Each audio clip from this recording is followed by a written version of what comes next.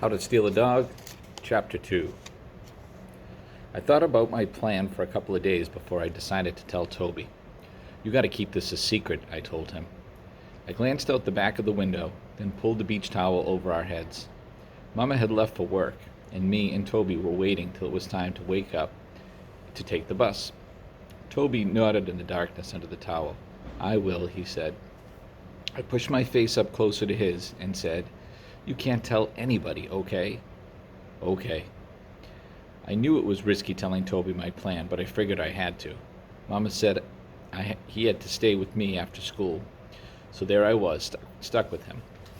I couldn't even go to Luann's or anything. How was I going to steal a dog without Toby finding out? Then he'd go and tell Mama for sure. And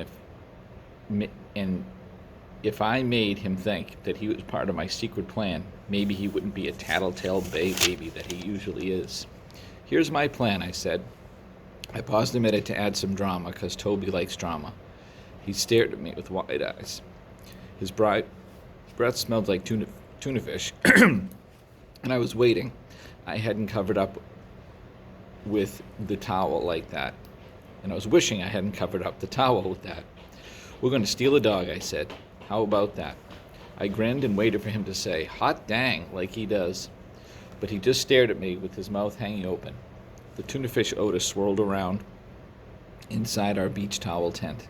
I waved my hand in front of my nose and flipped the towel off of us. "Geez, Toby," I said, "can't you brush your teeth?" He glared at me. "How?" he hollered. "There ain't no sink in here." He waved his arms around the car. "Use the water in the cooler," I said. "No way, it's cruddy." "Well, anyways," I said, "don't you want to know why we're going to steal a dog?"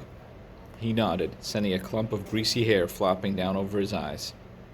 He had Mama's straight, copper-colored hair, but I had to go and get Daddy's curly old black hair, the one that I hate. One good reason to be mad at my daddy.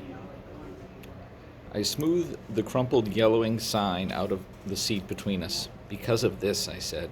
Toby looked at it. "What does it say?"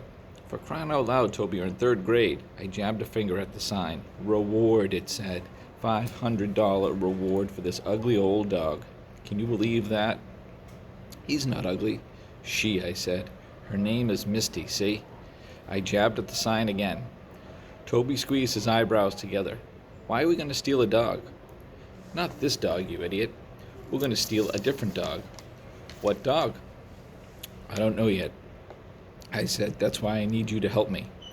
I looked out the window again. The alley beside the auto parts store was empty. I slouched down lower in the seat and motioned for Toby to come closer. "Listen," I whispered. "We're going to find us a dog and somebody loves so much, then pay a reward to get it back." I poked Toby with my elbow. "Get it?" "Pay a reward? To who?" Toby said. I sighed and shook my head. "To us, you ninny." "But why would they pay us if we steal their dog?" I rolled my eyes and flopped back in my seat. "I swear, Toby, sometimes I wonder about you." I sat back up and took his shoulders, looking at him square in the eye. "The person who loves the dog won't know it was us that stole him. The person will think that we found the dog. Now do you get it?" Toby grinned. "Okay," he said. "Where is the dog?" "We've got to find a dog," I hollered. I slapped my hand over my mouth and glanced quickly around. The alley was still empty. "Well, we've got to find the dog." I repeated in a whisper. "Mama said that $500 is enough to get a place to live. If we steal a dog and we get $500, see?" Toby looked at his face and made me think of the mistake, sharing my plan with him. "Listen, Toby," I said, "it's the only way we're ever going to have a real place to live instead of this car. You hear?" He nodded. "Don't you want a real place to live?" He nodded again. "Then we got to steal a dog and get the reward," I said. And if you tell anyone, I mean anyone, you might as well say your prayers and kiss this earth goodbye. You hear me?" "Okay," he said, "but how do we steal a dog?" "Don't worry," I said. "I'm working on it." After school that day, me and Toby raced back to the car and unlocked it. Toby climbed in the driver's seat and started spreading peanut butter on a saltine cracker with his finger. I climbed in the back seat and looked at the doors. Mama had told us to stay put, and if anybody asks us what we're doing, we're supposed to say that we're waiting for our mama, who was in the bank next door. I rummaged through my trash bag when I found a spiral notebook with a glittery purple cover. I opened it up to a fresh page and wrote, "How to Steal a Dog" by Georgia Haynes. I wrote the date in the margin, April 15th. Then next to it I wrote, Step 1, find a dog. I chewed on the end of my pencil and looked out at the window, sometimes out of the side door of the auto parts store, and they threw a cardboard box in the dumpster. I slouched down real quick and waited till I heard the shop door slam shut. Then I wrote, these are the rules for finding a dog. 1. The dog must not bark too much. 2. The dog must not bite. 3. The dog must be outside by itself. Number 4. The dog must be loved a lot and not just some old dog nobody cares about.